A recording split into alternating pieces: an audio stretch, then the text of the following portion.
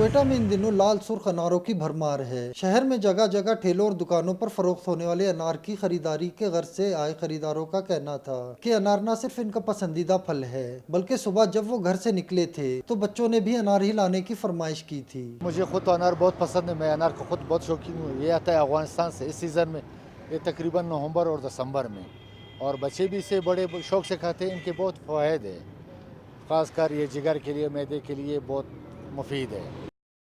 नवंबर और दिसंबर के माह में हमसाया मुल्क अफगानिस्तान के मुख्तलिफ इलाकों में अनार की बड़ी पैदावार होती है। चमन के रास्ते पाकिस्तान लाए जाने वाले ये अनार जायके में अपना जवाब नहीं रखते। मीठे और खुश जायका होने के साथ साथ सेहत के लिए भी निहायत मुफीद होते हैं। कंधारी में भी 3-4 इलाके, अरगसान, अरगंदा, मेज़ान, अगार, ये अपने अपने इलाके उधर अनार भी इसी तरह उसी हिसाब से बिकता है। 800 रुपये जड़ी, 160 रुपये किलो, और अच्छा अनार बड़ा अनार जो पीछे पड़ा है वो 200 रुपये किलो दे रहा है।